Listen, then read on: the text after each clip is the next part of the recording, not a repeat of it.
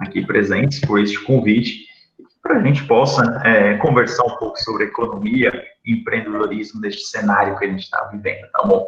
Bom, meu nome é Lucas Sorgato, eu sou graduado em Economia pela Universidade Federal de Alagoas, tenho mestrado em Economia também pela UFAL, MBA em Finanças pelo Instituto Brasileiro de Mercado de Capitais, IBMEC, e MBA em Gestão Empresarial pela Fundação Getúlio Vargas. Sou professor da Fundação Getúlio Vargas em cursos de Educação Executiva e Pós-Graduação, e de outras pós-graduações aqui pelo Nordeste, tá?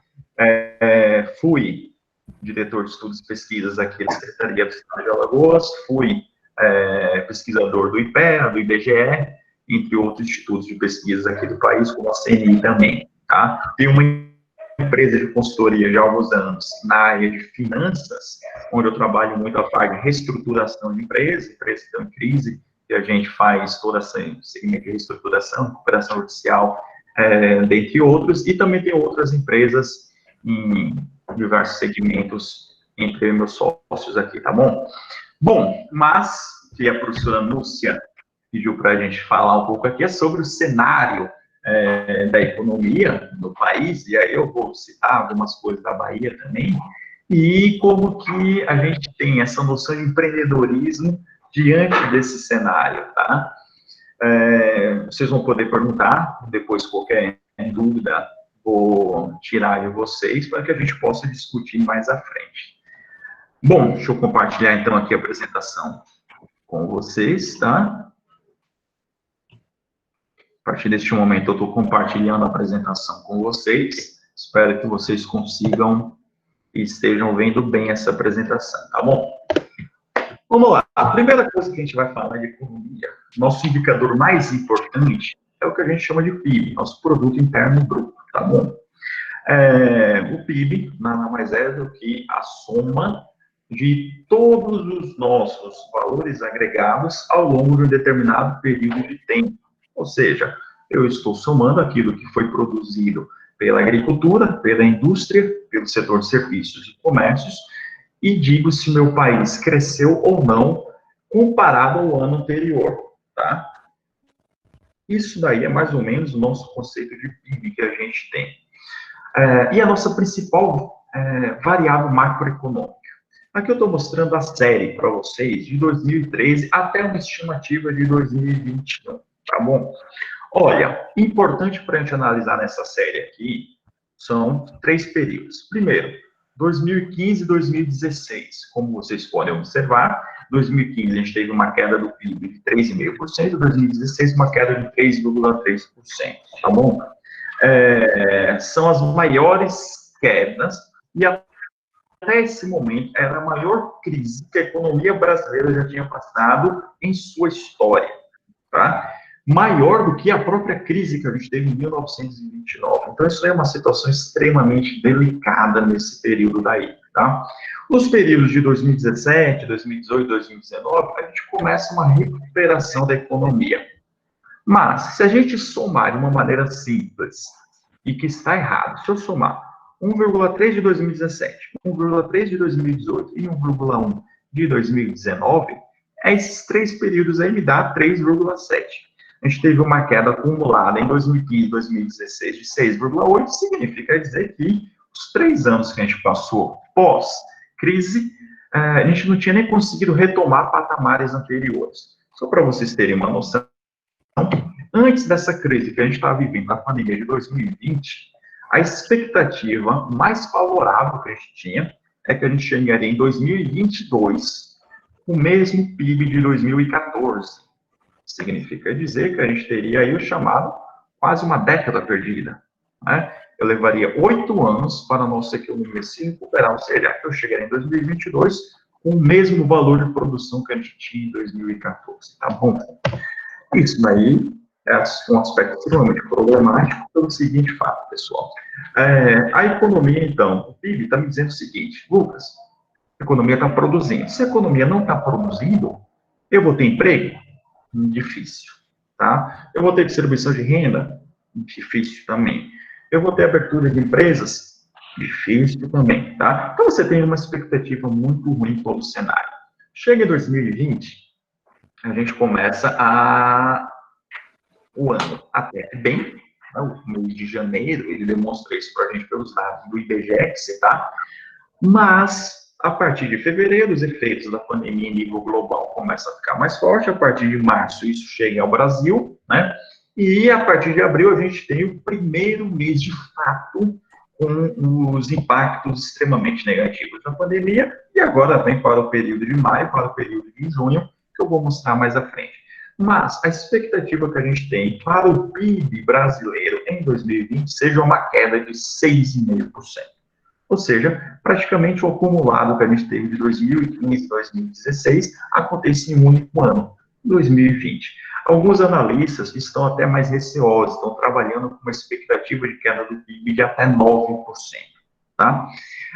Bom, 6,5% eu acredito que seja algo mais factível, entre 6 e 6,5%, a gente vai chegar até o final do ano.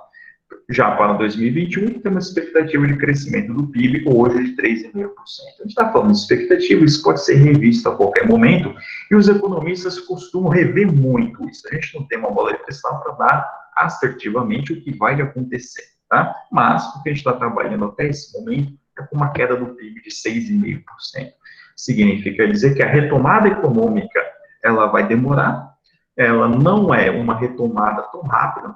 Muita gente faz, Lucas, a gente vai reabrir a economia agora. Significa dizer que eu volto ao mesmo patamar lá de antes? Não. É muito difícil, muito provável que isso aconteça para esses próximos 6 meses, tá? A gente vai comentar mais isso. Inflação, aspecto inflacionário, é uma coisa extremamente importante que a gente tem aqui no Brasil, tá? Muitos de vocês são jovens, né? Como eu também sou jovem, mas vocês não viveram o que a gente chamou de aspecto e período de hiperinflação. Lá na década de 90, década de 80, o Brasil tinha uma das maiores inflações do mundo. A gente chegou a ter inflação de 2.300% ao ano. Significa dizer que os economistas aqui no Brasil que viveram e passaram muitos anos com essa inflação alta, eles são muito preocupados com o aspecto da inflação, tá? Quando a gente cai em 1994 para uma inflação anual de 2 dígitos, e a partir desse momento, mas principalmente a partir de 2002, a gente começa a ter uma inflação mais controlada, a gente tem um desejo em permanecer com essa inflação baixa aqui no Brasil. Vocês podem olhar que de 2013 até 2019, o Brasil tem uma inflação por volta das suas casas de 6%. Tá? Isso é uma das maiores inflações do mundo ainda, né, gente? Apesar de para a gente ser muito baixa, para o aspecto global, uma inflação ainda muito alta. Tá? Essa inflação, Lucas, é extremamente importante para a gente entender isso daí. Veja bem, vocês estão trabalhando somente o aspecto de engenharias com obras, entre outras coisas, mas eu vou falar aqui de obras. Por que é importante a gente entender a inflação? Porque quando eu estou trabalhando em obras, pode acontecer o seguinte, eu começo a construir um determinado empreendimento hoje, mas esse empreendimento ele só vai ficar pronto daqui a 3, 4, 5 anos, né? Isso pode ser um condomínio, isso pode ser um prédio, isso pode ser um shopping center, isso pode ser uma ponte que vai levar até mais tempo, enfim. Se eu tenho uma inflação controlada, eu consigo precificar isso de uma maneira adequada. Tá? Eu posso fazer dentro dos contratos, o que a gente chama de reajuste, e aí a engenharia utiliza o INCC, Índice Nacional de Construção Civil, para fazer esse reajuste, e depois que fica pronto, utiliza o IGPM para continuar esses reajustes. Tá? Tudo isso aqui vai vir com base na inflação. Olha, Lucas, veja bem, vamos imaginar lá na década de 90, tá? A gente tinha uma inflação de 2.000% ao ano. Imagine que vocês lançam um prédio para poder vender, né? E aí ele está lá na planta, né? Não tem nada, está no chão. Aí você lança o prédio e coloca lá o seguinte, eita, apartamento por 100 mil reais. Ano que vem, quanto é que vai custar esse apartamento? Uma inflação de 2.300 ao mês, ao ano, ano que vem, esse apartamento que você está vendendo hoje por 100 mil reais vai estar custando 2.400.000 reais. Tá? Isso em prazo de um ano. E no outro ano, aí ele já vai estar custando por volta de 50 milhões de reais. Significa dizer que você ter uma inflação descontrolada é muito ruim para que a gente possa precificar algo em curto, médio e longo prazo. Tá? Por isso que inflações baixas, que é o que a gente está vivendo agora, ajudam muito o aspecto da própria engenharia.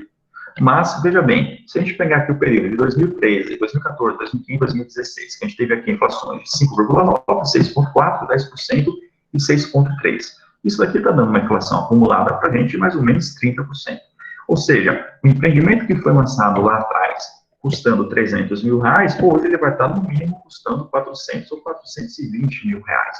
Isso daí é muito ruim nesse nosso aspecto de precificação. Por quê? O agente econômico, quando vai tomar decisão, ele está pensando no futuro. Então, ele não sabe qual vai ser o valor exato da parcela a pagar, a gente não sabe qual vai ser a variação exata do nosso custo de mão de obra, né? Então, você tem um aspecto muito complicado pensando na inflação. Hoje, qual é o cenário da inflação? Uma inflação mais controlada. A gente está com uma expectativa de inflação para 2020 de 1,6%. Lucas, é muito baixo. O que é que foca a inflação? O que é que gera a inflação? Duas coisas: demanda e oferta. Olha, qual é o nosso cenário hoje? Demanda baixa. O que é que tem demanda baixa? Desemprego alto, renda caindo, crédito, as famílias já estão endividadas, né? Então minha demanda está baixa. Oferta. Olha, a gente tem empresas paradas, sem produzir, sem vender. Significa que a minha oferta também está baixa. Então eu estou com meus dois principais componentes que geram inflação, demanda e oferta, baixos. Então, isso daí é um quesito para deixar a nossa inflação baixa. Mas, do contrário do que a gente pensa, essa inflação baixa é extremamente nociva para a economia nesse momento, porque ela está sendo baixa por falta de expectativa, por falta de dinheiro em circulação, tá? O que é muito ruim. Uma outra lógica que a gente tem que olhar aqui, que aí sim é muito importante, taxa Selic, que é a nossa base para a nossa taxa de juros, tá? A gente tinha a maior taxa de juros real do mundo até ano passado. É a nossa maior, era a maior taxa de juros real, isso por muitos anos, tá? Muitos anos foi assim. O que a taxa de juros influencia para a gente? Alguns pontos, né? Os dois principais: investimentos, pessoa física ou pessoa jurídica. Lucas, vou aplicar em CDBs, CDIs, títulos públicos, vou deixar o dinheiro na poupança, vou aplicar no mercado acionário. Tudo isso daí vai ter alguma influência na nossa taxa Selic. E uma outra coisa é pegar empréstimo com os bancos. Os bancos, eles são extremamente importantes no desenvolvimento socioeconômico de um país, tá? Eles têm a função, de fato, de gerar crédito, ou seja, de emprestar para o empresário então pega aquele recurso, monta o seu negócio, e ao montar o seu negócio, ele começa a contratar, gerar emprego, gerar renda, desenvolver produtos e gera todo o desenvolvimento socioeconômico em determinado país ou região, tá? Mas o Brasil tem taxas de juros muito altas. Se a gente for pensar aqui, por exemplo, cheque especial. O Brasil chegou a ter taxa de juros de cheque especial de 400% ao ano, cartão de crédito 380% ao ano. Quando a gente vai no banco pegar dinheiro emprestado, taxa de juros para investimentos, com exceção do Banco do Nordeste, são extremamente altas, né? 18% ao ano, 22% ao ano, capital de giro chega a 40% ao ano. Então, você tem aí um custo financeiro muito alto para o empresário. Com a redução da Selic, que vem acontecendo desde 2015, como vocês podem observar aí no gráfico, e a expectativa para 2020 é que ela feche por volta de 2 pontos percentuais, o crédito fica mais barato. Então, eu estou incentivando os empresários a conseguir pegar recursos e a poder investir no seu negócio. Tá? É uma expectativa. Contudo, vamos olhar aqui algumas coisas. Isso daqui é uma fonte do IBGE que ele está me mostrando aqui para vocês verem. Evolução do comércio varejista, tá? E aqui o comércio varejista ampliado que a gente está utilizando. Veja bem, pessoal, assim, que é um gráfico extremamente interessante para a gente olhar. Até 2014, a economia estava tendo o seu crescimento e você está lá. A gente tem nosso nível recorde em outubro de 2014. Depois disso, a gente começa a entrar em crise, né, que é a crise de 2015, 2016. E vocês podem observar ali a redução drástica que vai ter no meu comércio, certo? Depois de 2016, a gente começa uma retomada, que em 4 anos a gente não tinha voltado ainda para o patamar de 2014. Observem aí, eu tenho um aumento da minha curva, tá? Mas esse aumento da minha curva, ele ainda não gerou o mesmo resultado que eu tinha lá em 2014. Quando eu chego aqui em fevereiro de 2020, e aí vem a questão da Covid, olha que gráfico interessante. Olha o que acontece com as minhas vendas no comércio, elas desabam. Né? Eu tenho uma queda de 7% em nível global em março, quando eu chego em abril, uma queda de 22%. Isso nunca tinha acontecido. Vocês observaram todo o nosso trajeto aí na curva, tá? Então, isso daí é um impacto muito grande. Agora, os dados do IBGE, eles levam 2 meses, 3 meses para poder ter o seu nível divulgado, porque ele tem que ter um dado extremamente oficial, né, fato, e é um dado que ele gera muito cuidado pela própria instituição, tá? Para isso, a gente passa a utilizar alguns outros dados, algumas outras fontes de informação para poder, de fato, nos dar subsídios. E aqui a gente tem, por exemplo, a Cielo. A Cielo, ela é uma das maiores operadoras de cartão de crédito e de maquinetas que a gente tem aqui no Brasil, né? E utilizando conceitos estatísticos, a gente pode dizer, pela base de informações, pela quantidade de número de clientes que a Cielo tem, que esses dados aqui têm uma inferência grande com a realidade, tá bom? Olha, vamos observar o final ali da curva. Isso daqui olhando o Brasil primeiro, tá? Olhando o Brasil, a gente chega ali, primeiro mês de fevereiro, né? Tudo normal. Quando vamos para março, eu começo a ter uma queda nas minhas receitas. Olha, caiu 9%, 9,7% o meu ICVA, que é o índice Cielo de varejo, tá? E ele deflacionado, descontando os efeitos da inflação nesse período, caiu 11,7%. Quando vai para o mês de abril, essa queda foi de 30%, 36%. Em maio, essa queda foi de 30%. Tá? Significa dizer que eu estou tendo uma recuperação em maio em relação a abril? Ou seja, eu vendi mais em maio do que em abril. Mas isso não mostra que essa retomada, essa curva em V que a gente está vendo aí, seja uma curva exponencial para os próximos períodos. Eu acredito que não. Tá? Analisando aqui, Nordeste, né? Que é aí a nossa região que a gente está inserido. Quando a gente olha aqui Nordeste, a gente também não tem os dados tão favoráveis quando eu estava olhando aqui o Brasil, tá? O Nordeste, então, ele está apresentando aqui para a gente uma queda em abril de 36,7% e em maio de 32,6%.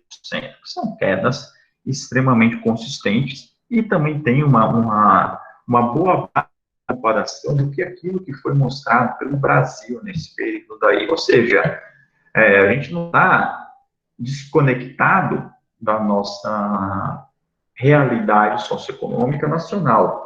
Não, o Nordeste está aqui apresentando, de fato, a mesma lógica de queda de vendas que se teve. Lucas, vamos lá. Essa queda de vendas, ela pode gerar oportunidades de negócio? Claro. As empresas estão tentando se readaptar nesse momento, tá? As empresas estão tentando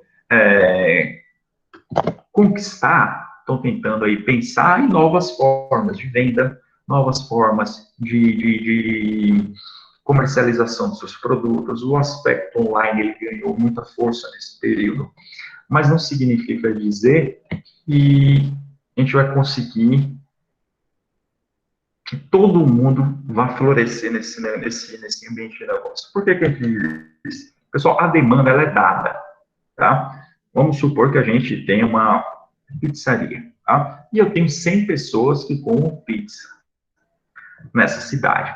Essas 100 pessoas comendo pizza nessa cidade, significa dizer que a minha demanda máxima vai ser de 100 pizzas. Vou imaginar que todo mundo só coma uma pizza, tá? Mesmo que eu coloque novos negócios ou novas formas de entrega, a demanda ela é de 100 pizzas. Eu não consigo subir essa demanda nesse período, tá? Então, por mais que a gente consiga fazer novos conceitos de entrega, de trabalho, de segmento, de qualidade, a demanda ela é dada. Esse é o problema que a gente tem atual. Eu não estou conseguindo aumentar a demanda. Tá? Eu consigo até melhorar formas de oferta, mas a demanda está dada nesse período, o que com certeza vai fazer com que a nossa retomada econômica ela seja um pouco mais demorada, tá bom? Olha, desculpa. O que foi que caiu? Olhando os próprios dados da Cielo aqui, tá? Não, desculpa, esqueci, são dados do IBGE, coloquei a fonte errada. Lucas, o que foi que caiu nos meses de abril, nos meses de maio? Então, estou olhando os dados, quando eu olhando aqui meus próprios clientes. Veja bem, maior queda nesse período, tecidos, vestuário e calçados, ou seja, segmento de vestuário. Lucas, por que cai tanto o vestuário? É o seguinte, quando que a gente compra roupa, pessoal? A gente compra roupa, geralmente, quando a gente vai para um evento. Você vai para uma festa, você vai para um casamento, você vai para o bar, você vai para o show, você vai dar roupa de presente. E você vai dar de presente por quê? Porque é uma festa, porque é um casamento, porque é um aniversário, ou seja, todos os segmentos que geram aglomeração. Tá? O que foi que aconteceu? De março até agora, as aglomerações desapareceram. Né? Lucas, quando que volta a ter aglomeração? Vamos pensar, gente. Né? Volta a ter aglomeração mês que vem? Não, nem a pau. Estava reabrindo as coisas. Né? Shows, eventos, festas, qual a expectativa disso? A expectativa disso é que pelo menos 4, 5, 6 meses, ou seja, eu estou em setembro, eu estou em novembro para pensar nisso. Tá? Então, o meu varejo que vende tecido, vestuário e calçados foi o que mais sofreu aqui em abril e provavelmente é o que vai continuar sofrendo para os próximos meses. Tá? Lucas, eu compro roupa porque eu quero me sentir bem, quero ficar em casa, eu passo na prateleira e vi ali, olha, que roupa bonita, né? Vou comprar, vou levar. Então você também precisa de um psicólogo, né? Você tratar, porque geralmente não é isso que acontece. Então a gente tem que pensar nesses aspectos, tá? Outros itens que decaíram muito aqui nas suas vendas, por exemplo, livros, jornais e papelaria, tá? Teve uma queda aí significativa nesse período e possivelmente continua para maio, tá? Artigos de uso pessoal e doméstico também teve uma queda grande, artigos de material de escritório, informática e comunicação também, justamente pelos escritórios estarem parados nesse momento. E aí você fica mais em casa, imprime menos, utiliza mais a tecnologia online, que é o que a gente está fazendo aqui, e isso aí facilita uma série de fatores em detrimento de outros. O que foi que aumentou nesse período? Vendas em hipermercados, supermercados, alimentos e bebidas. Por que isso? Porque aí vai para a parte mais essencial que a gente tem na lógica humana. Alimentação, higiene pessoal e higiene doméstica, que são os 3 itens mais importantes hoje. Depois disso viria o aspecto do vestuário, mas, por enquanto, não. Então, são os 3 itens que eu tenho onde? Que eu tenho dentro dos supermercados. Deve ter acontecido aí com vocês, uma corrida aos supermercados, o pessoal começou a fazer estoques, fazer feiras grandes. Isso não acontecia faz tempo aqui no Brasil, dado o controle inflacionário do período. Mas acontece e agora calma um pouquinho, tá? Então, é isso que aconteceu nesse período. Lucas, problemas que a gente tem, tá? Taxa de desemprego. Eu comentei para vocês lá atrás que o PIB está caindo, vocês estão vendo isso, né? PIB caindo, empresas fechando, o comércio sendo obrigado a fechar. Aí vem a nossa taxa de desemprego, tá? Olha aí, está destacado Alagoas, mas está em primeiro lugar Bahia. Bahia hoje tem a maior taxa de desemprego do país, tá? Em 18,5% chega a isso. Lucas, isso é um problema? Né? Isso é um problema sério, é um problema grave, tá?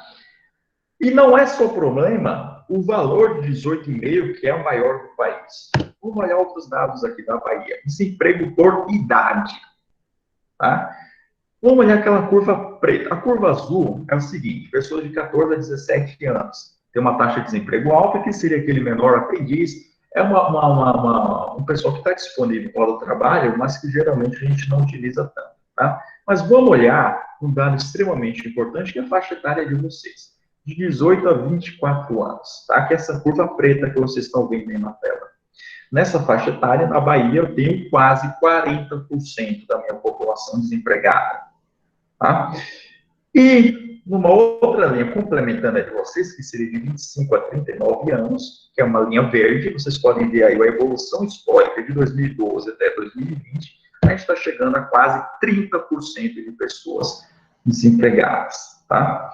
Ou, desculpa, quase 18% de pessoas desempregadas, então Olha, jovens, então, de 18 a 24 anos, eu estou aí na beira dos 40%.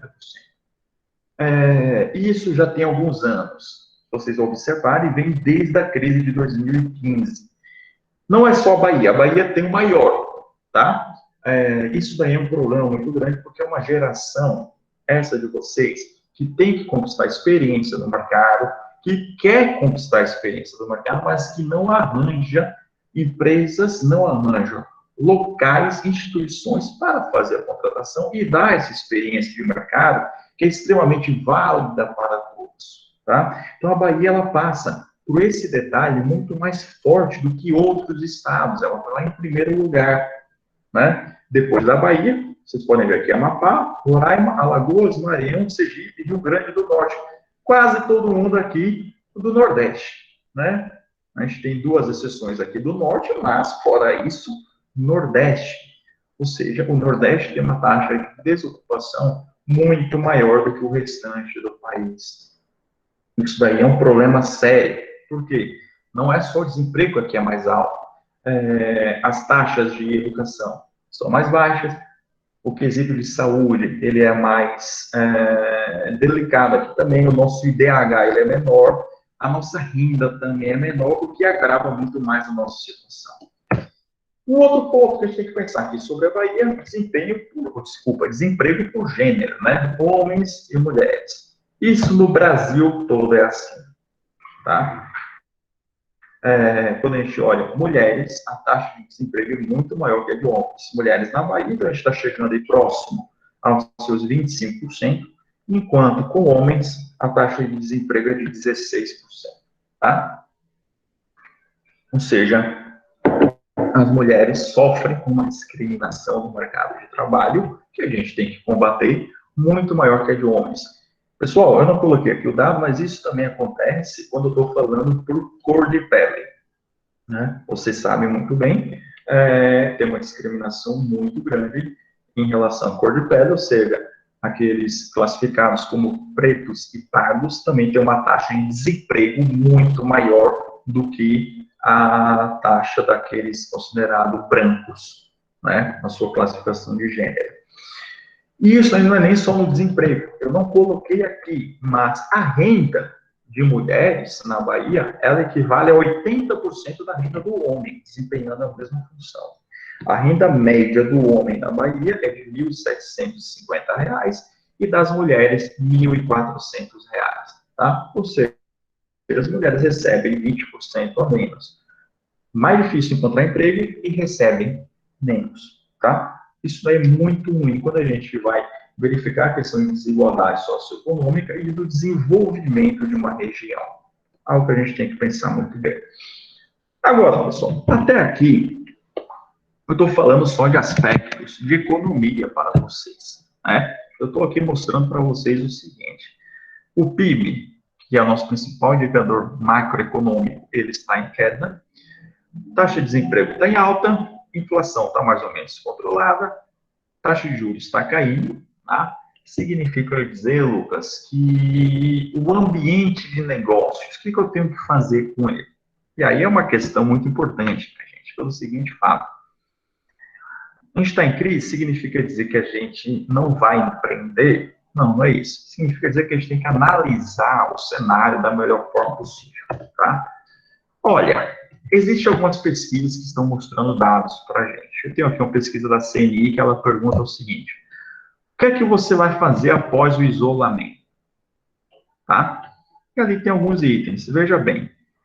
Vou olhar o segundo item: frequentar bares e restaurantes.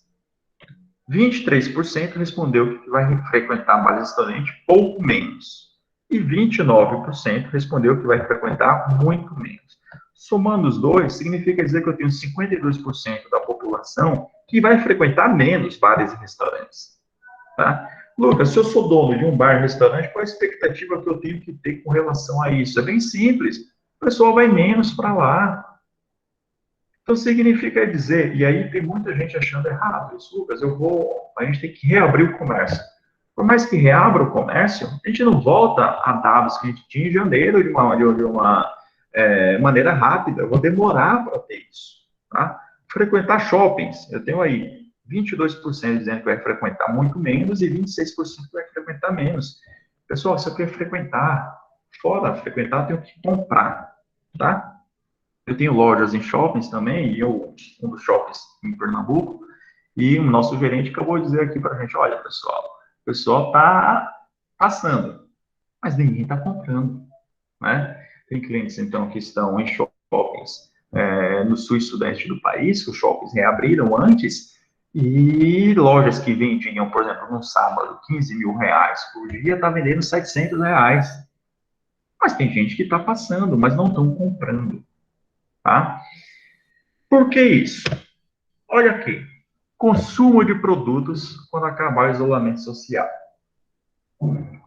Em vermelho são os consumos de produtos que vão cair, que está destacando aí para a gente, tá bom? Tem ali serviços de streaming, como Netflix, Spotify, 30% de queda, bebidas alcoólicas, 35% de queda. Para vocês terem noção, a gente tem aqui clientes de distribuidora de bebidas, e eles disseram para a gente que teve um crescimento de quase 800%. É muito crescimento na distribuição de bebidas alcoólicas nesse período de crise, né? Óbvio, a pessoa está ficando em casa, lives, coisas do tipo, beberão mais, mas a expectativa é que você tenha uma queda disso. Ou seja, o cara vai fazer um investimento pensando que isso é duradouro? Não, isso é loucura, tá? Alimentos prontos, uma expectativa de diminuir 39%, né? Alimentos congelados, principalmente aqui. Então, saindo da crise, você vai ter uma redução disso. Por quê? Porque você tem a praticidade do alimento congelado. Tá? Móveis, redução de 24%. Roupas, redução ainda de 19%. Já está ruim, mas eu pretendo diminuir. Então, isso aqui eu tenho que analisar e pensar na hora de montar ou de retomar o meu serviço. Né? A expectativa é que não seja uma expectativa boa, analisando esses dados aqui para a gente. Para isso, Lucas, tem alguns outros? Tem. Aqui eu estou pegando um pouco mais de bens duráveis, tá? Expectativa, por exemplo, de comprar moto.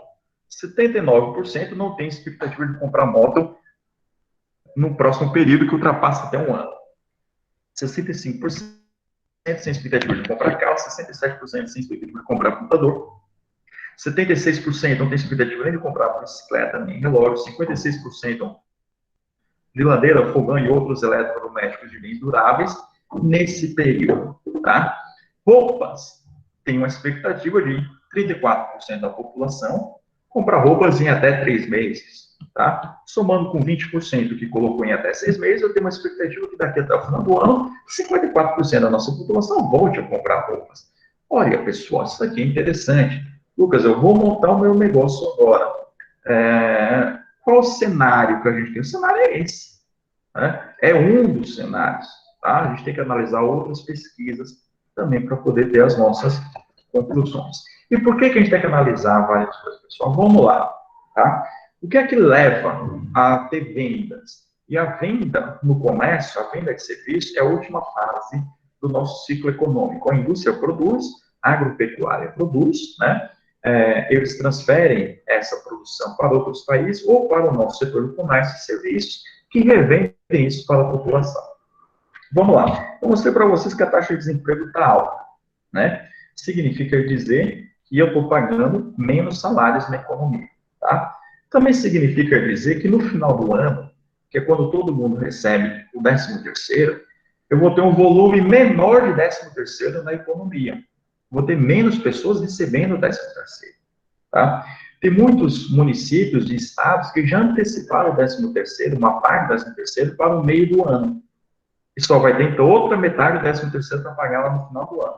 Então, quando chegar no final do ano, que é aquele meu boom de vendas que eu tinha no comércio, e que a indústria produzia muito para o comércio, eu não vou ter. Por quê? Porque o setor privado vai pagar menos 13º, porque por mais que ele contrate alguém em setembro, outubro ou novembro, é proporcional. O setor público já pagou uma parte do 13º, e tem muitos municípios dizendo que não tem nem dinheiro para pagar o 13º.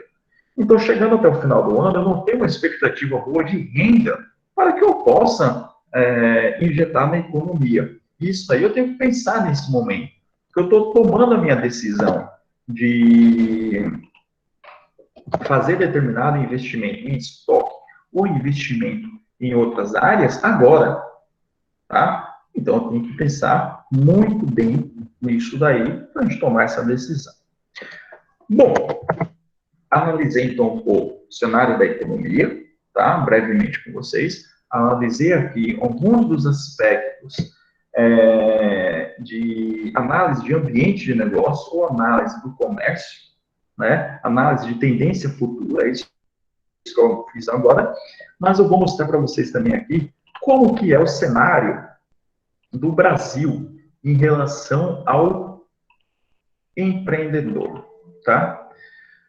Olha, isso daqui é uma pesquisa feita pela GEM,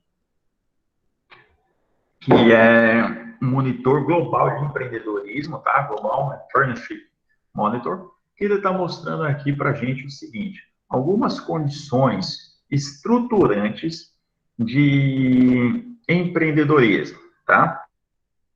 Então, a GEM analisa 54 países, e desses 54 países, ela faz um ranqueamento desses países com relação a várias taxas. Aqui eu só estou mostrando o grupo final desse resultado para vocês entenderem, tá? E está aqui na média da GEM comparado com o Brasil.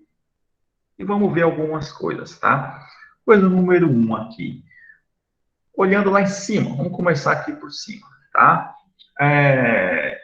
Empreendedorismo financeiro, ou seja, dinheiro para que as empresas tenham o seu empreendedorismo. O Brasil ele está na metade.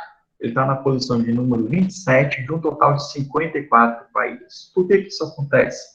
Porque aqui no Brasil, as taxas de juros são muito altas, a exigência para se pegar dinheiro emprestado, ela é alta, você tem que ter, de vez em quando, garantias reais muito grandes aqui. Em outros países, por exemplo, como Portugal, o governo é a própria garantia de muitos empresários, né? Canadá também faz isso. Aqui, muitas vezes, você já tem que ter um bem ou serviço real para que você possa dar de garantia para que o banco te empreste dinheiro, que dificulta muito, além das taxas de juros serem muito altas, tá bom?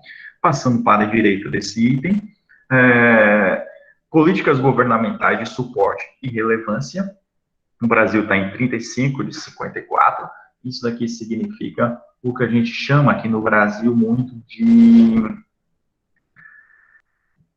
Acabou me fugindo aqui o nome, tá? Mas seria o aspecto segurança jurídica, pronto, exatamente isso. A gente não sabe que no Brasil a regra de jogo ela muda muito, tá? Depois, um outro aspecto de políticas públicas que está falando de impostos e burocracias. E aí o Brasil bate recorde, né? Ele está na posição de número 53 do total de 54 países. Olha que fantástico isso, né? Vou passar por outras coisas ruins. Tem ali, educação empreendedora no estágio escolar. O Brasil está em 49 do total de 54 países. Educação empreendedora no pós-estágio escolar, é mais ou menos o que a gente está fazendo aqui agora, estou englobando aqui o ensino superior. A gente está no total na posição de número 37 de 54 países. Ou seja, a gente só está mostrando aqui dados complicados, né? Vou pegar um outro dado aqui, infraestrutura física, está lá na esquerda. A gente está na posição de número 49 de 54 países. A gente tem rodovias ruins, tem internet ruim, a gente tem energia elétrica ruim, a gente tem educação ruim, tá? A gente tem regulação ruim, a gente tem portos ruins, a gente tem o serviço nosso de aeronave, carga e descarga também é ruim. Então, isso é um problema para empreender. Cultura e normas sociais. A gente está na posição de número 47, também de um total de 54, tá? Ou seja, a gente está dizendo aí que a gente está um país que ele não cumpre as suas responsabilidades, que não é educado socialmente com o próximo, e tudo isso afeta o nosso empreendedorismo, isso também afeta. Significa dizer o seguinte: o Brasil ele é ruim para empreender? Ele é ruim. Mas, paradoxalmente, o Brasil é um dos países com maior quantidade de empreendedores no mundo, tá? Lucas, por que isso acontece? Porque o país, ele é muito de empreendedores de sobrevivência, e não de empreendedores de oportunidade. É aquele cara que está vendendo coco na praia, tá? Ele entra aí com empreendedorismo. Hoje em dia é o cara que está tendo um MEI e trabalhando como Uber ou quanto iFood, ele também está sendo classificado aqui nessa expectativa de empreendedorismo. É o cara que está vendendo caldo de cana, pastel, está sendo classificado aqui dentro do empreendedorismo. Mas isso daí é mais sobrevivência, tá? E o empreendedor de sobrevivência, muitas vezes, ele não faz o planejamento necessário que o empreendedor de oportunidade, na teoria, deveria fazer, tá? Eu dou consultoria aqui na área de finanças, e sendo bem honesto com vocês, pequenas, médias ou grandes empresas, quase 90%, 95% delas não fazem controle de fluxo de caixa. Isso é muito ruim para o empreendimento, independente do porte, eu estou dizendo aqui para vocês. É claro, micro e pequenos, isso é quase 99%. Grandes empresas já melhoram um pouquinho isso. Tá? Mas, em linhas gerais, mais de 90%, somando tudo, não fazem. Isso é planejamento básico que a gente tem que ter. Tá? Olha, colocando aqui um conceito aqui só para vocês. O que eu tenho que fazer para tentar empreender direito? Já que é uma área fantástica essa de empreendedorismo, tá, pessoal?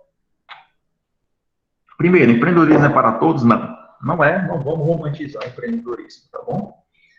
Mas, coisa que a gente tem que fazer aqui. Primeiro, analisar o mercado e o ambiente de negócio. O que é que eu quero fazer? Tá? Qual a expectativa desse mercado? Vamos pensar aqui numa expectativa a longo prazo. Por exemplo, a gente já tem aí França, Alemanha e muitos países da Europa que anunciaram a parada de carros, a produção de carros a combustão até 2030. Significa dizer, e a gente olhando isso bem simples, que esses países vão partir para os carros a motores elétricos, né? O que é muito bom para aqui o curso de engenharia mecânica e engenharia elétrica, que tem que pensar nessas alternativas aí para poder baratear o custo de produção. Mas a combustão vai morrer. Então, Lucas, eu vou entrar em um segmento que seja combustão? Não, por quê? Porque eu estou vendo um horizonte de 8 anos, a Europa acabando com isso, isso vai vir para o Brasil também. Tá? Lucas, o que é que está crescendo muito aqui? Eita, Lucas, a alimentação saudável. Poxa, então começa a analisar esse mercado. Então tem que parar e ver qual o ambiente, qual o mercado que eu estou pretendendo entrar. Depois, planejar o negócio. Né? Bem simples. Lucas, tá, vou entrar nesse mercado aqui. Quando, como, onde? Vou fazer um orçamento, né? Vou verificar quem são os players que estão nesse mercado aqui também. Vou fazer meu planejamento, vou fazer as minhas metas, vou estruturar o meu propósito, entre outras coisas. Depois, finanças. E aqui, muitas empresas quebram, tá? O Sebrae já fez alguns estudos que mostram o seguinte, que aproximadamente 78% das empresas que quebram é por falta de capital de giro. Falta de capital de giro está linkado no item que eu falei anterior, planejamento de negócios. Como o cara não planeja o negócio, ele não sabe o que é o capital de giro. Então, ele pega todo o dinheiro dele e coloca para o negócio nascer. Né? Mas, Lucas, eu vendi a prazo, 30, 60, 90, 120. Você vai receber esse dinheiro quando? Em 30, 60, 90, 120. Como é que está o seu caixa hoje? Zero. Lucas, eu tenho que pagar meus funcionários.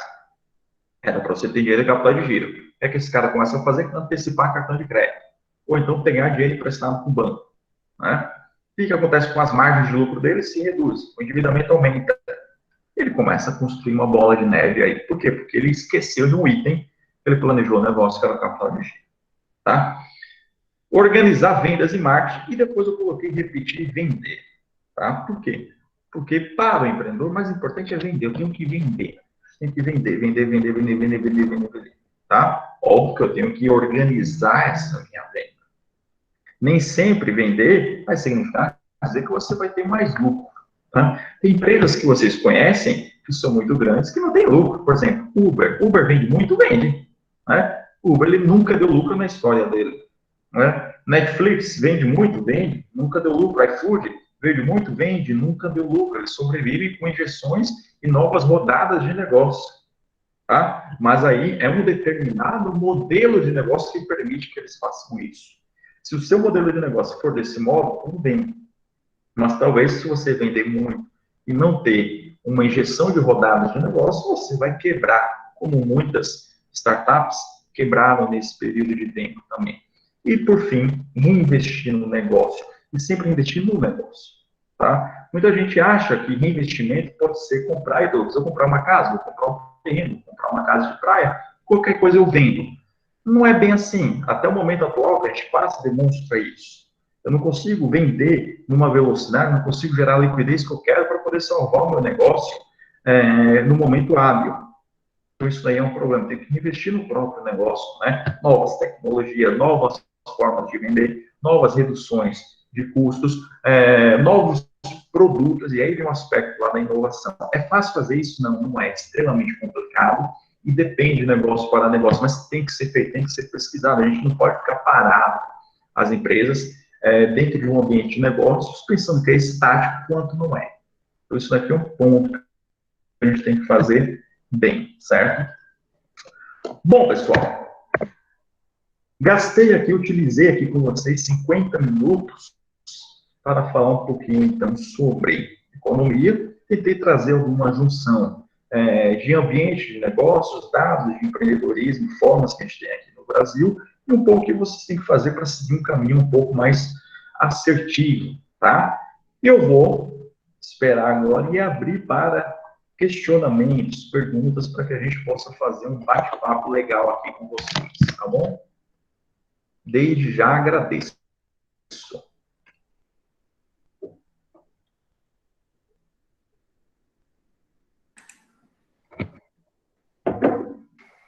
Professora Andressa, professor Sobrinho.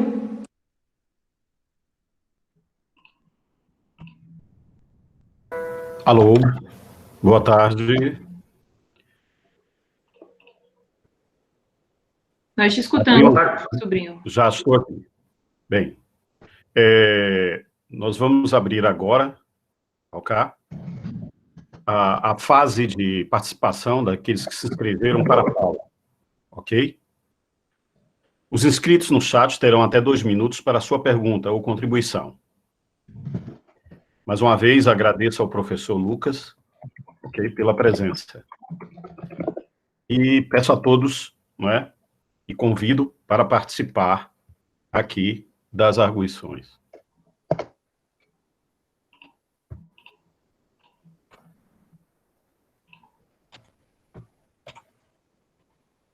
Pode ativar seu microfone e fazer sua pergunta, Júnior. Boa tarde, professora. Boa tarde, professor Lucas. Boa tarde, professor Antônio. Boa tarde a todo mundo. Foi uma excelente palestra. Eu gostaria de saber sobre esses modelos de negócio, quais são os diferentes tipos de modelo de negócio, porque esse negócio do Uber e do iFood é intrigante, não é? Abrir e não ter lucro assim. Obrigado. É isso. Nada. Boa pergunta, Júnior. O que acontece é o seguinte. A gente, quando monta uma empresa, a gente tem algumas expectativas, tá? A primeira expectativa é que a gente vai ter lucro na empresa. Mas esse lucro, ele é rápido ou ele pode ser demorado, tá? Veja bem aqui o que eu quero dizer é o seguinte. Montei uma empresa hoje. Vamos supor que eu montei uma pousada. Aí essa pousada tem 10 quartos. Mas eu estou numa praia paradisíaca e eu tenho muito terreno para crescer, tá? Aí eu chego aqui para você e falo, Júnior, é o seguinte, estou com uma pousada aqui com 10 quartos. Mas, se você investir aqui, eu posso agora ampliar de 10 quartos para 20. Aí você vai e se torna meu sócio na pousada e a gente investe. E você agora, a gente tem 20 quartos, tá? Depois de um tempo, eu chego para você e falo, Júnior, é o seguinte, está com 20 quartos, está tudo topado, a gente pode crescer mais. Vamos ver se o professor Sobrinho quer investir com a gente. E o professor Sobrinho vira também agora nosso sócio, tá? E investe também, e a gente agora vai para 40 quartos. Depois a gente vai para 80 quartos. Todos os nossos quartos estão cheios, Mas é o seguinte, eu estou numa praia paradisíaca, está tudo cheio, e eu estou cobrando 100 reais a diária, que é uma diária muito baixa, tá? O meu negócio é um sucesso? Eu posso dizer o seguinte, meus quartos estão todos cheios, está tudo topado, mas eu não dou lucro. Mas eu estou chegando para o Júnior, para o Sobrinho, para a Lúcia, para o Roberto, para a Ellen, e estou dizendo o seguinte, olha, eu tenho espaço para crescer. Depois que eu crescer, a gente vai começar a ter lucro. O que é que vocês têm, então? Expectativa de lucro, mas ainda não tem lucro. Tá? É o que acontece com esses modelos. Uber, iFood, Netflix, eles ainda têm expectativa de lucro. O que eles estão fazendo? Eles estão crescendo. Eles estão pegando o mercado, eles estão dominando o mercado para começar a ter lucro. Mas eles estão fazendo isso com preços baixos, subsidiando. Tá? Aí fica uma incógnita. Né? Lucas, e quando os investidores, por exemplo, eu cheguei e falei, Júnior, você é meu sócio, você vai ter lucro. Até agora o Júnior não me cobrou o meu lucro, né? Mas vai chegar um momento que o Júnior vai falar, Lucas, bicho, cadê o lucro? Você não me deu ainda, tá? Essa é hoje a principal,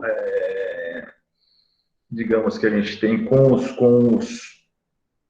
esses negócios, a principal preocupação. Quando o Uber quiser lucro, o que ele vai ter que fazer? Aumentar o preço da corrida dele. A gente é fiel ao Uber ou a gente é fiel ao preço baixo que o Uber nos dá?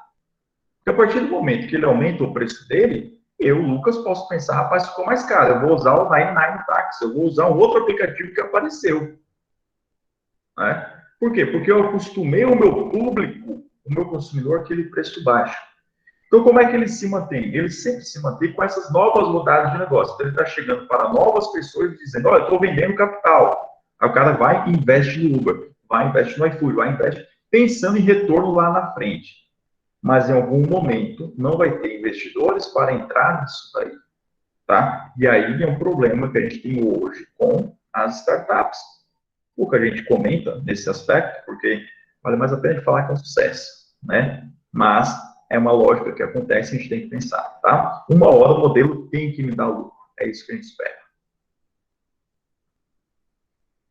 Marise. Júnior, ficou ok? Ok, professor. Ok, Júnior. Maris, por favor, pode efetuar a sua pergunta ou a tua contribuição. Agradeço.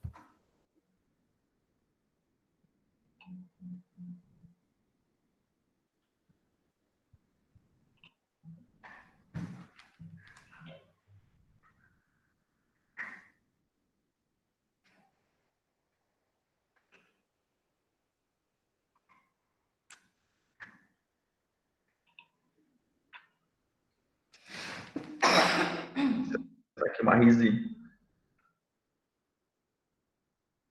só comentou ali? Ela gostaria né, de ouvi-lo falar sobre modelos de negócios, mas não especificou. Não, mas eu vou comentar aqui por alto, tá?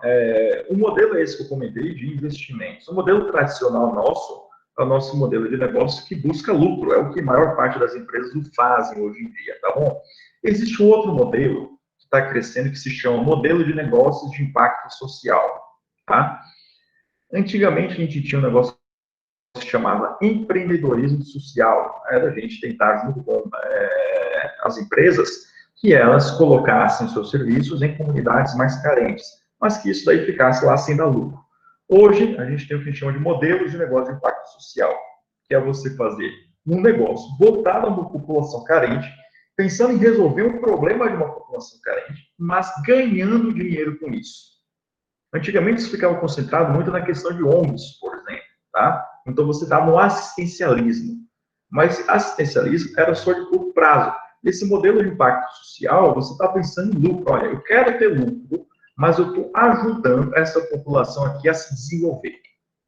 Então, isso daqui é uma situação bem interessante que a gente tem que pensar, tá? Então, os três modelos que a gente trabalha mais é esse hoje em dia. O modelo de impacto social que cresceu muito mesmo, tá? A gente tem aí, como exemplos, aquele doutor consulta, a gente tem projetos de arquitetura para regiões de favela que são extremamente interessantes, extremamente lucrativos. A gente tem aí uma questão de mercados e mini mercados vendendo para a população mais carente. A gente tem negócios que se abrem em regiões mais carentes, pensando em ter lucro mesmo, tá? Que antigamente ficava mais no aspecto assistencial. O modelo mais tradicional são as empresas que pensam em ter lucro ou resultado positivo, né? E esse aspecto de crescimento vendendo cotas e participações de vendas, que é o caso, principalmente das startups que a gente tem isso.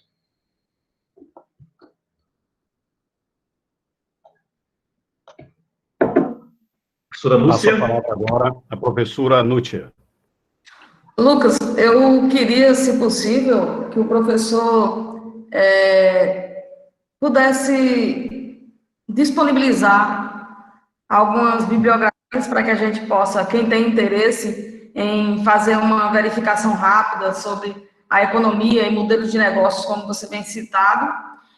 E a minha dúvida é com relação justamente a esses tipos de modelos. Eu acho que seria uma dúvida que alguém perguntou aí de modelo de negócio, né, você citar.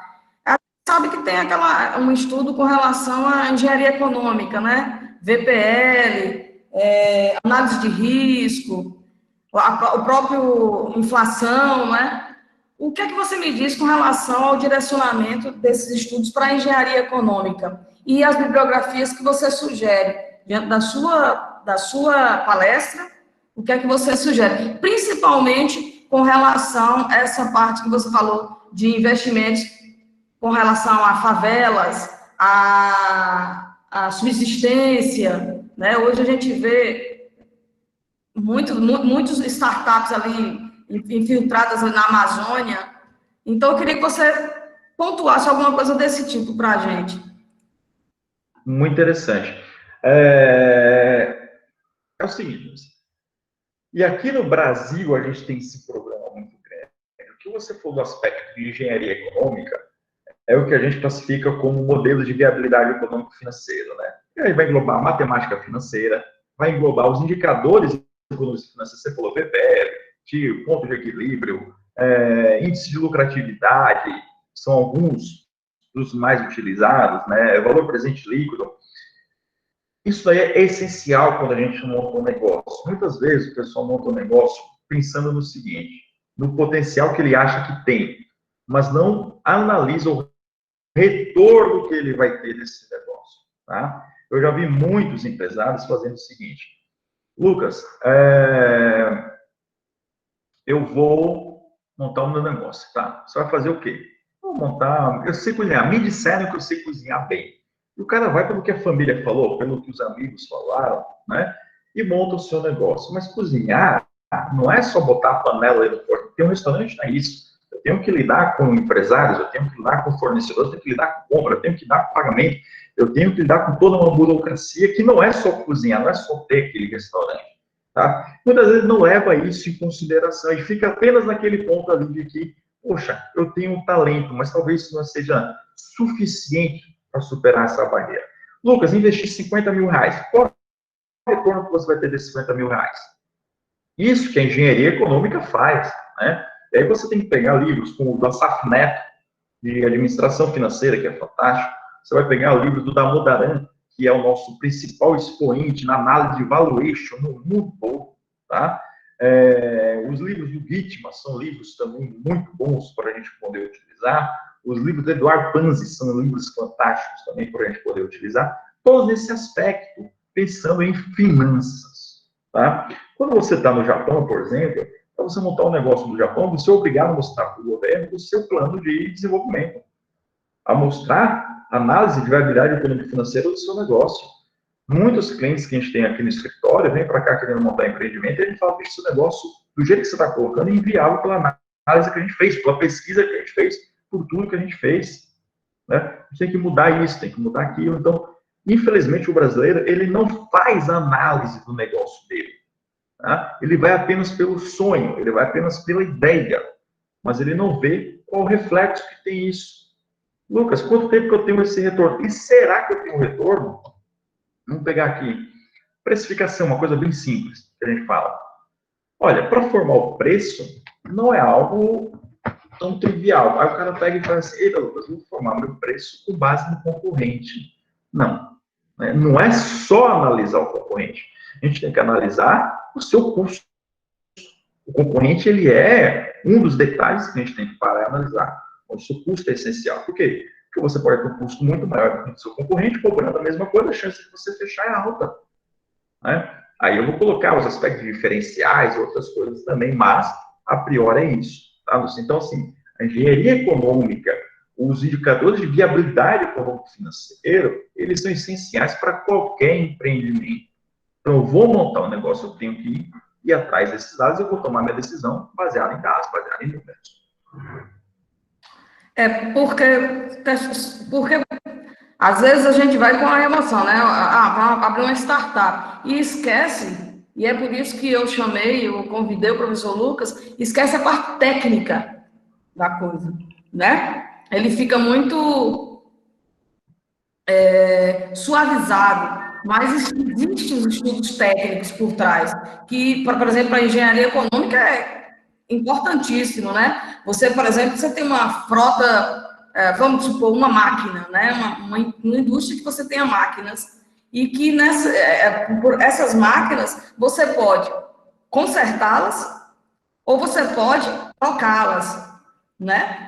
E por incrível que pareça, o que eu aprendi em engenharia econômica é isso. Você tem que fazer um estudo e ver a rentabilidade. O que é mais viável nesse momento? Eu acho que as pessoas que pensam em startup, pensam em empresas maiores, elas precisam pensar tecnicamente, né, com o lápis na mão. Por isso que eu sugeri o primeiro ponto, as bibliografias, e o segundo ponto, o seu ponto de vista como conhecedor da engenharia econômica, não eu, né? Mas exato.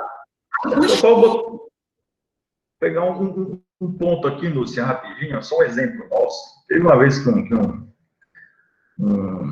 empresário chegou para mim e falou: Lucas, comprei aqui uma máquina de fazer coxinha. Eita, que bacana, né?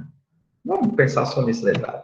Essa máquina de fazer coxinha faz 2.000 coxinhas por hora, 16.000 coxinhas por dia, né? Trabalhando 8 horas, mas tudo bem, tem um tempo de setup, colocar isso, eu vou colocar que trabalha 7 horas, potencial dela, de 14.000 coxinhas por dia. Poxa, que fantástico essa máquina. E ele é dono de uma padaria grande. Eu falei: agora me responde uma coisa, quantas mini coxinhas a gente vende por dia? Lucas, a gente vende 400. Peraí, amigo, tu gastou 30 mil numa máquina que produz 14.000 por dia como capacidade, e a gente vende 400 por dia, essa máquina, ela não vai se pagar. Tá? Essa máquina, ela é inviável, esse produto. Eu tenho que, no mínimo, quintuplicar minha venda de coxinhas para pensar em que essa viagem está sendo interessante. Né? Então, assim, é isso que você falou, no aspecto da engenharia econômica que não é feito. Ele só pensou assim: vou comprar o produto, colocar aqui e vou produzir mais. Tá, mas o retorno não é só você produzir mais. Talvez isso aí não seja o ideal. Ah, você tem que pensar em outros aspectos, porque você não está conseguindo desovar essa sua produção toda, então é inútil isso. É uma questão que a gente tem que pensar só fazendo esse complemento do que você estava falando, assim.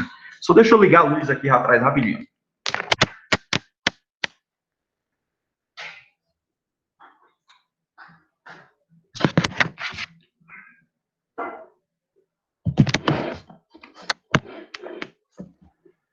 Pronto.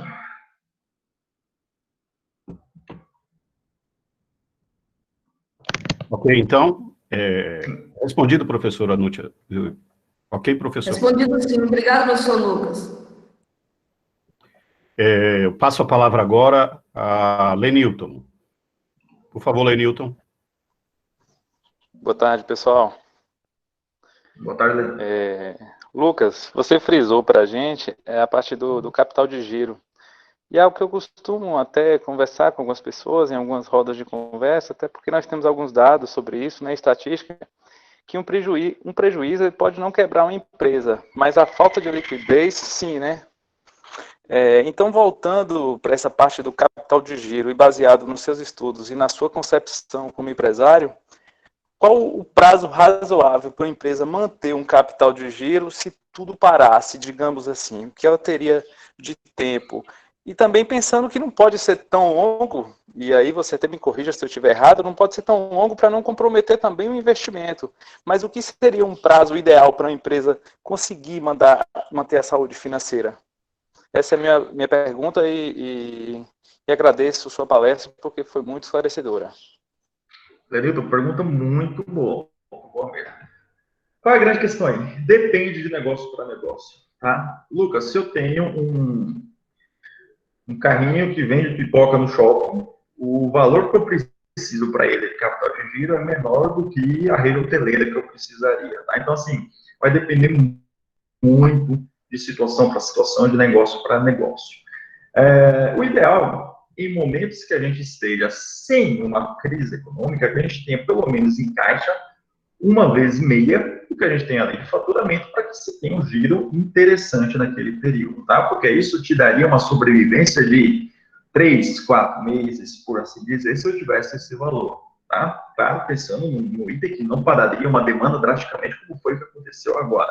Então, seria uma reserva boa. Lucas, então, se eu tenho, então, uma venda de 50 mil por mês, seria interessante a gente ter 75 mil guardado, seria mais ou menos isso. Por quê? Porque tem momentos que eu vou ter um gasto elevado, tá? E aí eu pego essa minha reserva, pago. Em momentos eu vou ter um gasto mais baixo, eu complemento essa minha reserva, e se eu tiver prejuízo, eu vou utilizando essa minha reserva daí justamente para sustentar isso. Bom, e aí vamos lá. Prazo que uma empresa consegue sustentar prejuízo vai depender do nosso ambiente de negócio. Se você analisa que você vai ter uma retomada do ambiente que te leve a ter um crescimento do negócio, poxa, vamos sustentar pelo tempo que for necessário, 3, 4, 5, 6 meses, e que não comprometa depois a sua saúde física, mental, e nem toda a sua saúde financeira. Tem uma hora que tem que pensar que tem que jogar a toalha mesmo.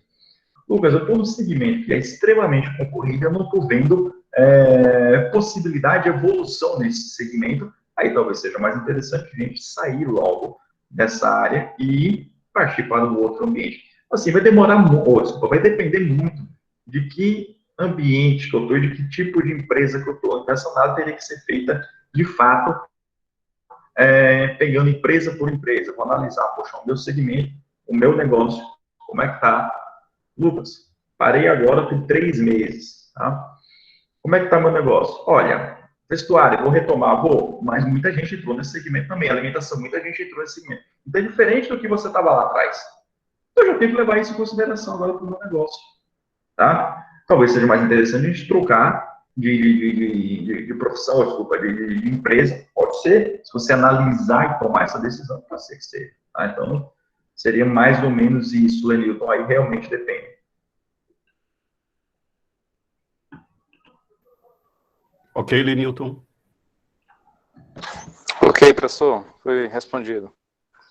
Pronto, professor. Denilson de Oliveira Araújo, mais conhecido Bem, agora a minha pergunta, professor Lucas.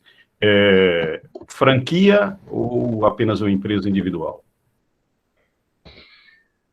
Olha, aí uma questão boa também, sobrinha. Boa mesmo, tá? Eu tô comprando uma sobrinha, desculpa, tô comprando uma franquia, porque geralmente tá comprando uma franquia pela expertise que o franqueado vai ter pra gente, tá? Então ele já vai dizer pra gente o caminho das pedras, pelo menos é isso que a gente espera em uma franquia. Ele já diga pra gente aonde comprar, né? Por quanto vender, como trabalhar, quais são os nossos pontos fortes, quais são os nossos pontos fracos, e oriente a gente no caminho da empresa. Então, assim, na teoria, a franquia ela é interessante se você tiver, de fato, todo esse know-how que o franqueado deveria lhe dar. Tá? Por que eu estou falando deveria lhe dar? Nem sempre isso acontece. Tem muitas empresas que viraram franqueadoras de uma maneira muito rápida na economia. Tá? São empresas que hoje em dia eu falo que o foco dela é querer vender a franquia e não querer vender a forma do negócio. Então, ela te vende a franquia, você pagou para ela, ela recebeu o dinheiro dela, né? E, de repente, quando você, sobrinho, está precisando de uma orientação, a franquia não te dá, a franquia não te tem um suporte, porque ela não se preparou para isso. Mas ela vendeu a franquia para você. Tá? Então, se você for comprar, for adquirir uma franquia, que de fato ela seja robusta, ela consiga te dar segurança nas informações, pode ser muito bom, muito interessante. Tá? Facilitaria muito o trabalho para você. Em contrapartida, você está presa junto com ela em questão de royalties, em questões de pagamentos e compras lá com a franquia. Desenvolver a empresa própria tem uma dificuldade maior nesse sentido daí, né? Que seria o seguinte: eu tenho que conhecer agora o produto de maneira isolada, talvez você não conheça, talvez você não saiba onde comprar, talvez você não saiba o que fazer, talvez você erre mais nesse período. Por consequência, pode ser que você consiga taxas de lucratividade, taxas de retorno mais alta do que você está junto de uma franquia. Tá? Mas a exigência que eu tenho do profissional, a exigência que eu tenho do empreendedor é muito maior do que, de fato, se acontece sem uma franquia ou com uma franquia. Então, tem esses detalhes aí para a gente pensar. Mas a franquia é muito interessante, porque ela já te dá toda uma base para você partir, ainda que você partir do zero. Então, é bacana também, sobrinho. Muito obrigado, professor. Agora eu passo a arguição de Júnior Leite. Por favor, Júnior. Como calcular o valuation de uma empresa e qual a melhor forma de fazer isso? Aí foi fantástico, Júnior. É o seguinte, tem algumas formas de cálculo de valuation. A principal que a gente utiliza é a de fluxo de caixa descontado, tá? Aqui é globalmente utilizada. Olha, como fazer isso agora vai ser bem difícil a gente explicar, precisa de um curso para a gente poder fazer isso. Mas, basicamente, eu vou falar aqui para o alto o seguinte, a gente vai analisar o valor de geração de fluxo de caixa futuro de uma empresa, e aí você vai ter que pegar todas as receitas possíveis geradas, todas as despesas, todos os custos, todos os impostos, todo o resultado que você vai ter para os próximos 5 anos, tá? A gente consideraria aí uma taxa de perpetuidade para isso, comumente a taxa do PIB, 1%, 1,5%, para considerar outros 5 anos. Teria que se calcular aí o fluxo de caixa, ou desculpa, teria que se calcular aí o WACC, que seria o nosso custo médio ponderado de capital, tá? O custo de capital próprio, o custo de capital de terceiros, a taxa de risco do negócio, que geralmente é um valor beta, que a gente calcula isso por econometria, ou a gente pode pegar isso por uma análise de outros países, geralmente a gente pega dos Estados Unidos, e aí tem um blog da Modaran que a gente pega essa taxa, tá? Colocaria todas essas variáveis dentro do nosso modelo de fluxo, descontaria os valores futuros para o valor presente, e a gente teria o resultado mais ou menos do nosso negócio, tá? Mais ou menos seria isso a forma de se fazer o valuation, tá? Isso é extremamente importante para a gente poder fazer. Se vocês quiserem ver mais valuation, a gente pode pegar, por exemplo, a análise que o pessoal faz das empresas que estão listadas em bolsa de valores. Sempre são feitos valuations delas. Vocês vão, por exemplo, na Suno Research, eles têm valuations lá dessas empresas, só para vocês terem ideia, tá? O Thiago Nigro tem alguns valuations disso. O pessoal da Empíricos tem alguns valuations, apesar de eu não gostar muito, mas temos valuations deles lá. O pessoal da Radar também tem uns valuations interessantes, tá? Isso das empresas vão estar em bolsa. A lógica para os valuations das nossas empresas é a mesma coisa. Eles vão chegar aqui alguns clientes, pessoal, Lucas, eu quero fazer um valuation para poder vender a minha empresa, ou para dissolver a sociedade, enfim.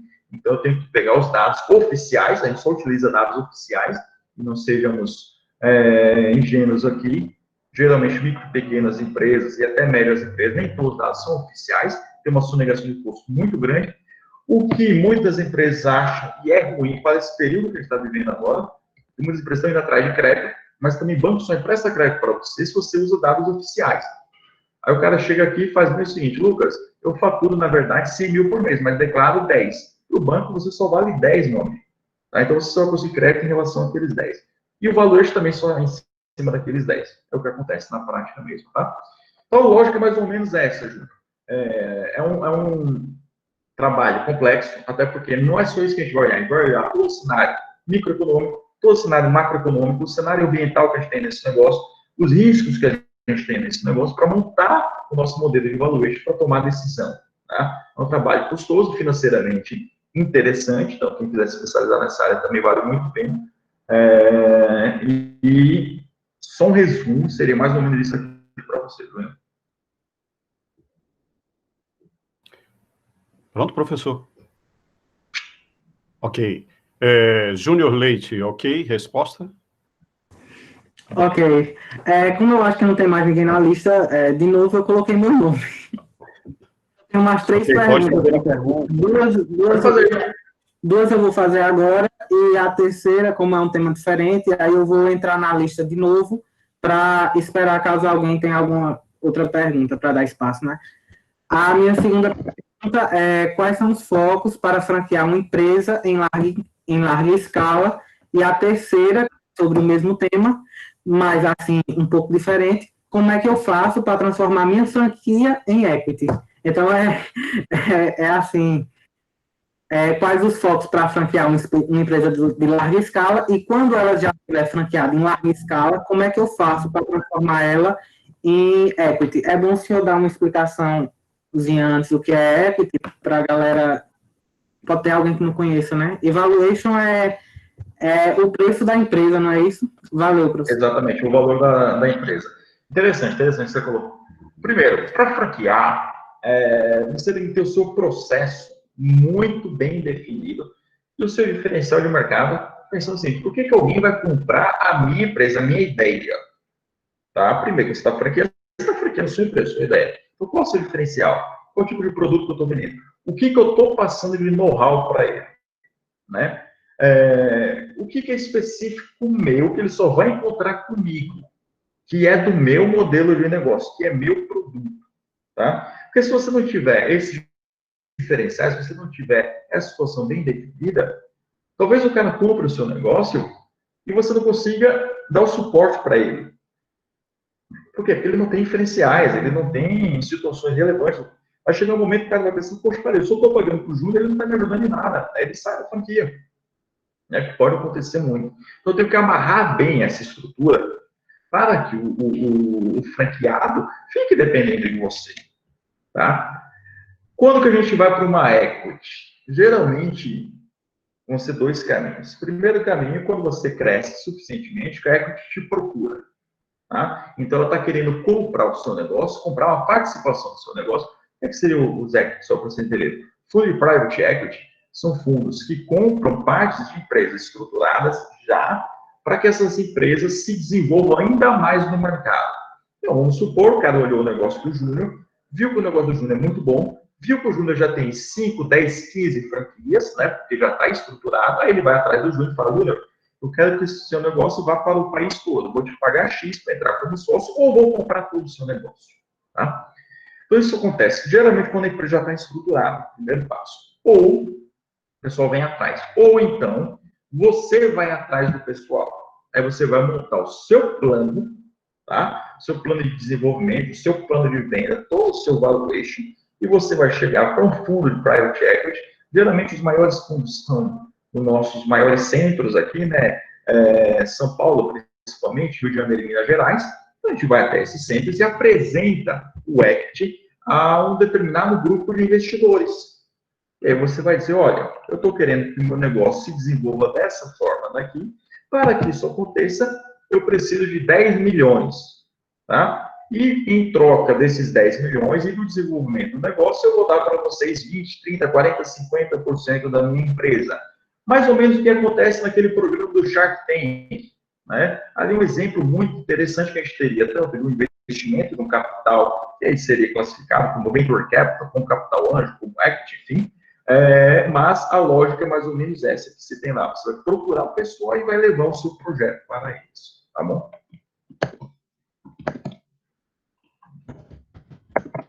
Ok. Respondido, Júnior Leite. Ok, professor. Tranquilo?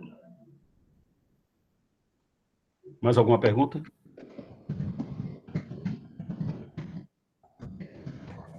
Eu tenho outra. É a última, por enquanto.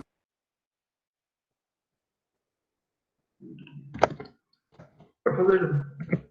Ok, pode fazer, João. Ô, Júnior. Ok. A última que eu tenho até agora é o que você acha sobre montar uma sociedade? O que você acha de sociedade, né? Bom, sociedade é fantástico, né?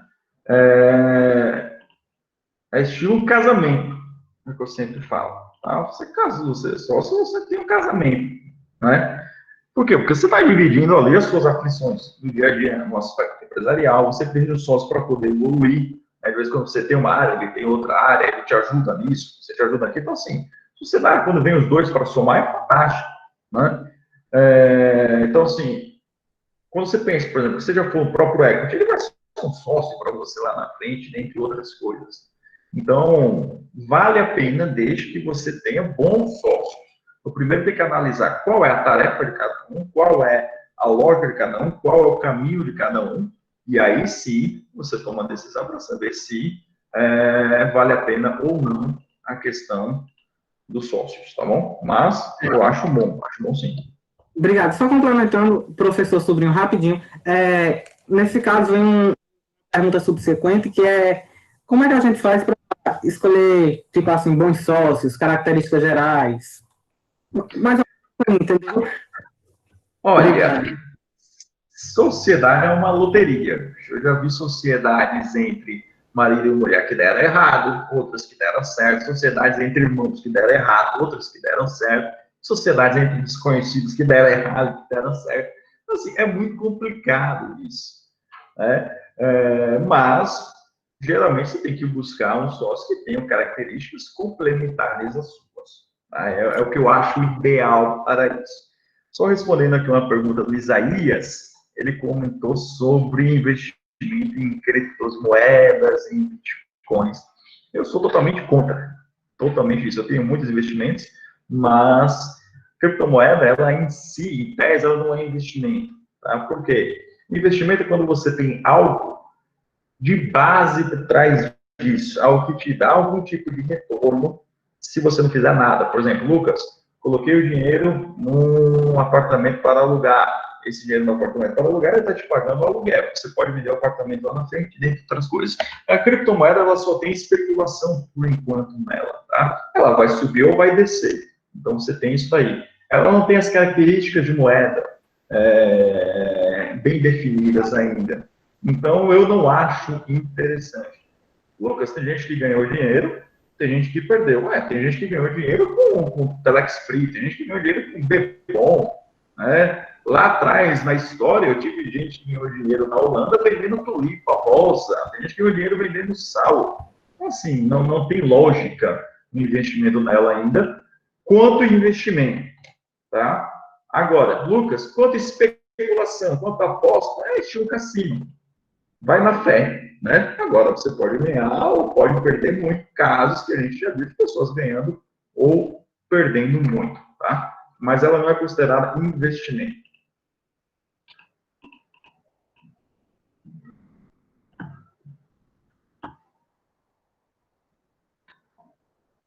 Ok, Júnior.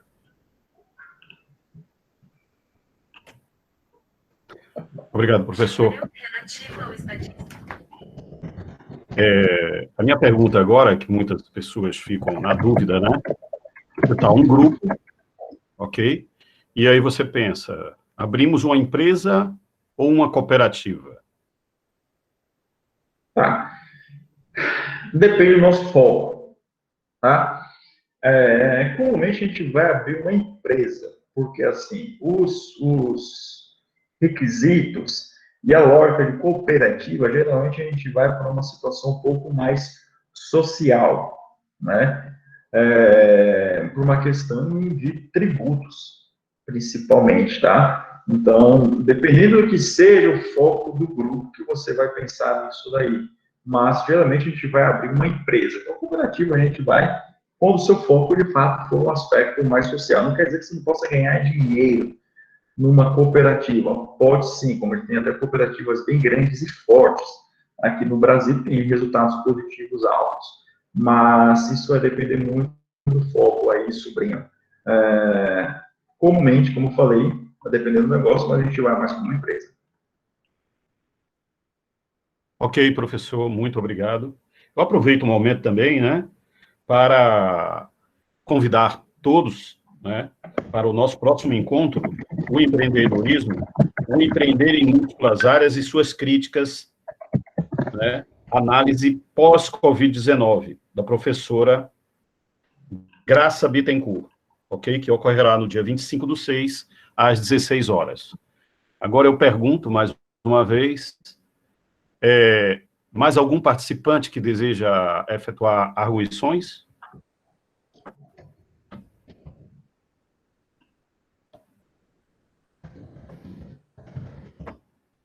Professora Andressa?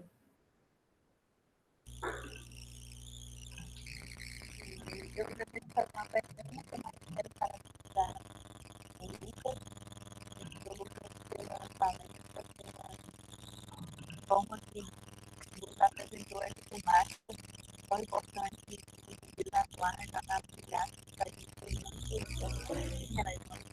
muito obrigada.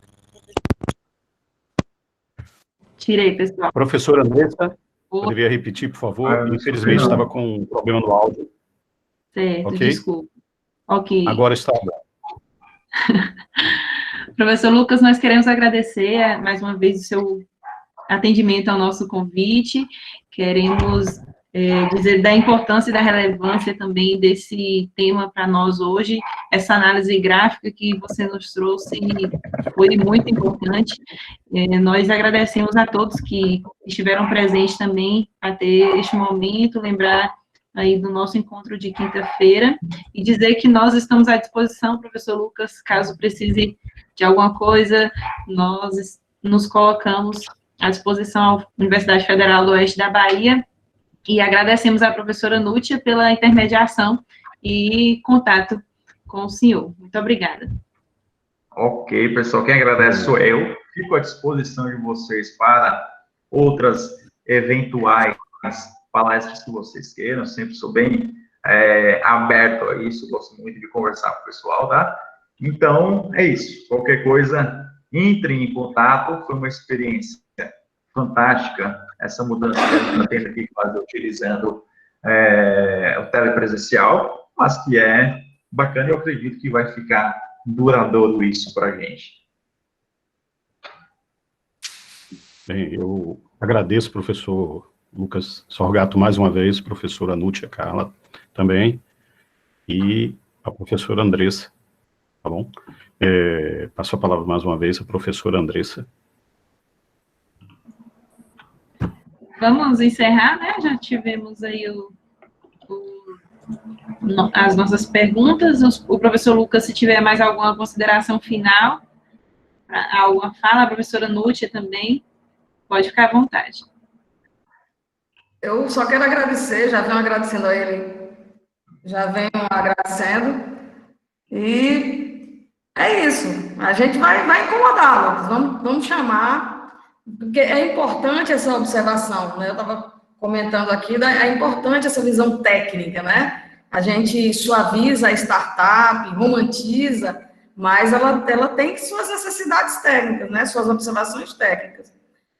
Queria agradecer muito, né? E a gente também está aqui à disposição para o que você precisar, quanto às nossas colaborações também. E aí, é o que a Andressa falou, se você quiser as suas considerações finais, é importante. Foi bom revê-lo, eu acho que a gente estreitou muito, de novo, assim, a nossa proximidade, vamos embora. Estamos aí para isso, muito obrigada.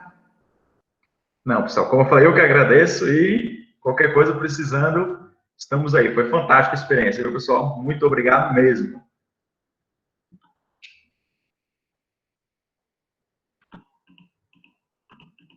Então, tchau, tchau e até logo. Obrigada Obrigado a todos. todo mundo. Uma ótima noite, pessoal. Até a próxima, até quinta-feira, no nosso próximo encontro.